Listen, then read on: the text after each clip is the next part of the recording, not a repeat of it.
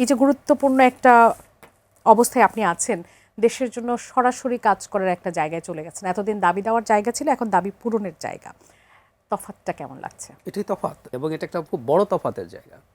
মানে আমি খুব সাহস নিয়ে কথা বলতাম, শোতে চলে আসতাম, এসে সব কিছু নিয়ে চোখ বন্ধ করে অভিযোগ অনুযোগ সবকিছু এবং অবশ্যই চেষ্টা করেছি যুক্তির মাধ্যমে তথ্য উপাত্ত দিয়ে কথা বলার জন্য, সেটা ছিল।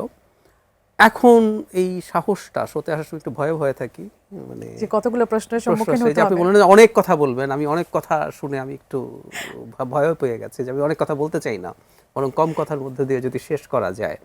আর কথাটা এই কারণে বলা, আমরা যখন একটা সরকারে যাই, এই সরকারটা যত ভালো হোক না কেন, বাংলাদেশের মতো একটা দেশে যখন অসংখ্য মানুষ, এখানে 18 বা কেউ বলে 20 কোটি মানুষের একটা দেশ, সীমিত সম্পদ, ছোট দেশ, আমাদের অনেক অভাব অভিযোগ থাকবে।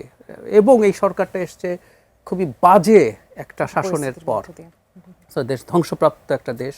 তার মাঝখানে ইন্টারিম খুব অল্প সময় ছিল, তারাও খুব ভালোভাবে কাজ করে। তারপর আবার একটা বড় জয় যখন একটা দল পায়, তখন তার উপর প্রত্যাশার চাপও প্রচুর। সুতরাং মানুষের নানান ক্ষেত্রে অসন্তোষ, সংকট আছে।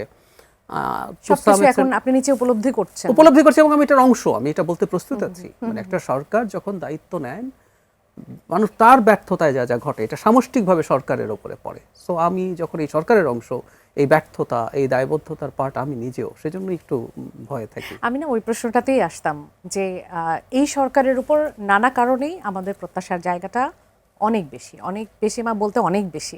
এটা আসলে আর আলাদা করে বলার কিছু নাই। তো নির্বাচিত একটি সরকার, এবং এখন পর্যন্ত আমরা এই সরকারকে যতটুকু দেখছি, সবাই পর্যবেক্ষণটাই বেশি করছে যে আমরা যে প্রত্যাশা নিয়ে তাদেরকে নির্বাচিত করলাম, সেই প্রত্যাশা কতটুকু পূরণ হবে। নিশ্চিতভাবেই সেটার চাপটা অনেক বেশি। আপনি প্রশ্নটা আবার একই, যে কেমন চাপ অনুভব করছেন? আর নিজের ওপরে, বাইরে থেকে খুব বেশি না হলেও এটা আসলে ডিপেন্ড করে। ওই যে বললাম শুরুতে, যে একটা রাষ্ট্র পরিচালনায় যে সরকার দায়িত্বপ্রাপ্ত হয়েছে, সেই সরকার যদি সত্যিকার অর্থে নিজকে জনপ্রতিনিধি, জনগণের প্রতিনিধির সরকার মনে করে, আর সে যদি সত্যি ফিল করে জনগণ তার উপর অনেক প্রত্যাশা রেখে তাকে ম্যান্ডেট দিয়েছে, সে চাপবোধ করবেই। ধরুন কেউ কোনো সমালোচনা করছে না, সামাজিক মাধ্যমে না, মেইন স্ট্রিমে না, আপনারাও একদম আমাদের প্রশংসাই করে যাচ্ছেন, কিন্তু দিনের শেষে একটা দায়িত্বশীল সরকারের উপরে চাপ হবেই। এখন পর্যন্ত আপনার কাছে চাপ আমি বোধ করি। মানে এই সরকার আসার পরে এই অল্প সময়ের মধ্যে সবথেকে বেশি চ্যালেঞ্জিং কোন বিষয়গুলো মনে হচ্ছে? একটা চ্যালেঞ্জ তো আসলে এমন বেশি হয়ে গেছে, বাকি আর সব কিছু আসলে আর মাথায় থাকবে না। আপনি যদি, এটা হয় কেউ একজন অ্যাক্সিডেন্টে, আমি ডাক্তার হিসেবে বলছি, অ্যাক্সিডেন্টে অনেক জায়গায় ইনজুরি হলো, তো একটা জায়গায় অনেক বড় ইনজুরি হলো, কারণ একটা হাত বা পা ভেঙে গেল। এর বাইরেও বিভিন্ন জায়গায় আঘাত আছে। যতক্ষণ পর্যন্ত হাত পায়ের ব্যথাটা, ওটা মারাত্মক ব্যথা, ওই ব্যথাটা যতক্ষণ থাকে আপনি অন্যান্য জায়গার অনেক ব্যথা টের পাবেন না। সো আমাদের চ্যালেঞ্জ আর অনেক জায়গায় ছিল, আছে, কিন্তু এই মুহূর্তে যে গ্লোবাল ক্রাইসিস, মধ্যপ্রাচ্যে যে যুদ্ধ, সেটা জনিত যে জ্বালানি সংকটে সারা পৃথিবী পড়েছে, সেটার আঁচ আমাদের এখানে এসছে। এটা এত বড়, এখন অন্য চ্যালেঞ্জগুলোর কথা আসলে আমাদের মাথায় খুব বেশি আসছে না।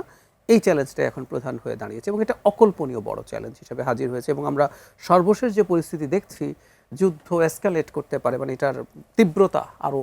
আজকেও আমরা ট্রাম্পের কাছ থেকে এক ধরনের টুইট পেয়েছি, খুবই আক্রমণাত্মক টুইট। উনি ওনার নিজের ইয়েতে লেখেন, ট্রুথ সোশ্যালে লেখেন।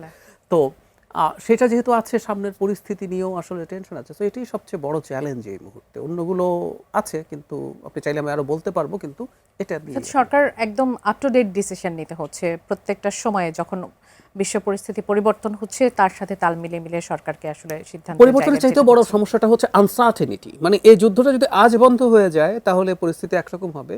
এই যুদ্ধটা যদি বন্ধ না হয়ে আরো চলতে থাকে, তাহলে পরিস্থিতি আরেক রকম হবে। সো আপনি যখন অ্যাডহক সিদ্ধান্ত নেন, আপনি জানেন না আসলে কি হচ্ছে, যে 1 মাস মূল্য বাড়বে না, যারা বলছি আমরা, কিন্তু পরিস্থিতি যদি এমন হয় যুদ্ধের কারণে যে এটা এত বেশি বেড়ে গেছে, মানে 150 ক্রস করে যাবে পার ব্যারেল, $150 বলা হচ্ছে, ইভেন ইট কুড রিচ 200 কেউ কেউ বলছেন। তো যখন আপনি জানেন না আপনাকে কি করতে হবে, আপনি পলিসি, আপনি আপনার স্ট্র্যাটেজি কিভাবে ঠিক করবেন, তো এক অদ্ভুত সংকটের ব্যাপার।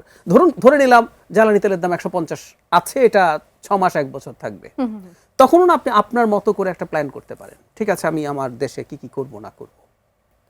কিন্তু আমি তো জানি না আসলে, একদম এই অনিশ্চয়তা সবচেয়ে বড় সংকট।